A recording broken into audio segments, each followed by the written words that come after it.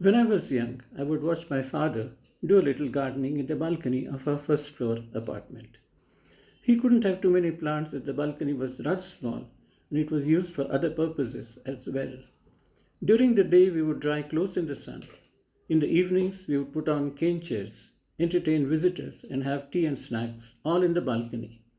We also watched people as they walked by on the road that the balcony overlooked. My father had roses, mogra, aboli, and other plants which he would water daily in the morning when the balcony was free and the plants were accessible. I still remember how painfully slow the process was. My father would go to the wash basin near the dining room, fill a small mug, and walk to the balcony. It could hold enough water for just one of the plants. He would look at the plant for a while and check that the planter's soil had been evenly moistened. Then he would return to the wash basin, fill up the mug again, and go back to the balcony to water another plant. This would be repeated until all the plants had been watered. I was young, and to watch this awful waste of time was itself a test of my patience. On rare occasions when my father was away or unwell, he would ask me to substitute for him. I would fill up an entire bucket, carry it to the balcony, and pour water directly into the planters in quick succession and finish the job in a jiffy. Perhaps history repeats itself. Now I am as old as my father was then. I have an apartment on the ninth floor and a small garden in the balcony. And I find myself doing exactly what my father did decades ago and which I even hated seeing. I have roses, mogra, and aboli, and all other small plants. Like my father, I walk to the wash basin, fill up a tiny mug, and water them one by one. I check that the soil has been evenly moistened. I look for weeds, remove any dried leaves. After that, I fill up another mug and repeat the process. I am not in a position to fill up a huge bucket and carry it, which at one time I had thought was the best and quickest way to do.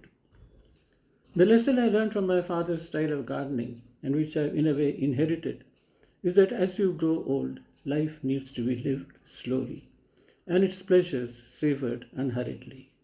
Plants don't grow in a hurry, they take their own time. You cannot mark out a single moment in time at which you can say that a seed has germinated or a bud has blossomed. Many things happen at night while you are asleep, and when you get up in the morning, the plant greets you with a surprise. Gardening renews hope in the minds of seniors whose life might have reached what could be called a steady state, or to put it bluntly, a dead end. Gardening reminds them that whatever may be their age, life can continue to be dynamic, that life can be lived expectantly, that there is growth even if it is not visible.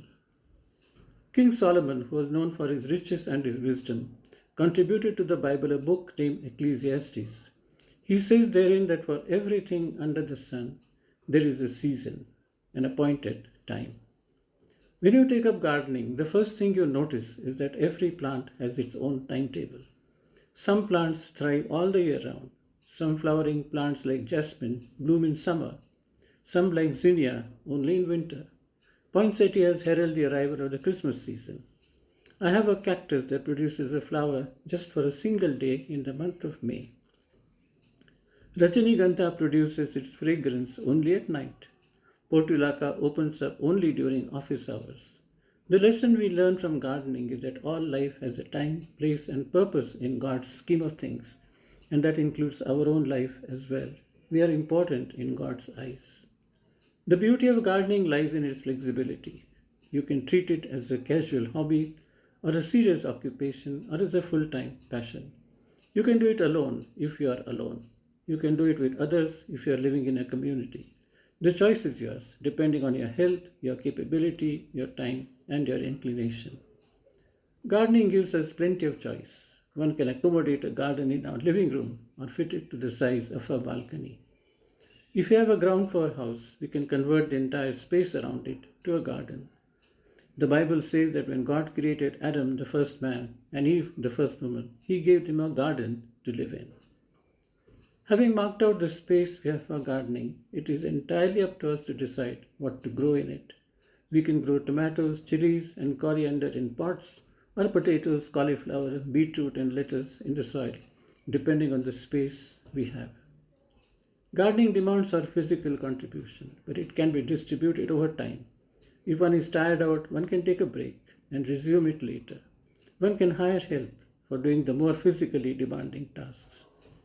Active gardening requires us to stand, sit, and bend. If we can do it, it's a good exercise. It helps us to keep our leg muscles active. At the same time, the one thing to avoid is a fall that can be disastrous. Digging the soil, sowing and transplanting, removing weeds, adding fertilizers, spraying pesticides, trimming branches all result in keeping our hands, feet, and joints in a working condition. Plants release oxygen into the atmosphere. When we work with the sun, we get vitamin D as well. Gardening is a great stress reliever. It keeps your mind occupied. There are some people who even talk to their plants while touching them tenderly. Gardening helps you to go to bed peacefully without worries, looking forward to something beautiful happening in the morning. And it sure does. Early in the morning after a sultry day, step out barefoot onto the dew-soaked green grass. What a soothing relief that would be for tired feet. Or take a closer look at your roses. See the dewdrops clinging to the petals. A reminder of God's tender mercies that are renewed every morning. When you are young, life has a rhythm, and the body and mind get tuned to it.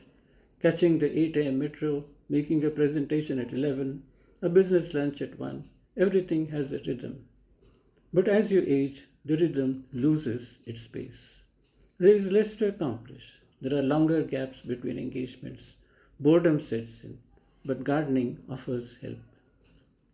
You feel responsible for the plants you grow. They demand attention. You have to take decisions about when and what to do. You have to take corrective actions. It feels like you are the boss once again. When your efforts yield results, you have a feeling of accomplishment. It's all good for the body, mind, and soul. Try gardening as therapy, as an antidote for worries, anxiety, and depression, as a means of regenerating hope, happiness, and a purpose for life.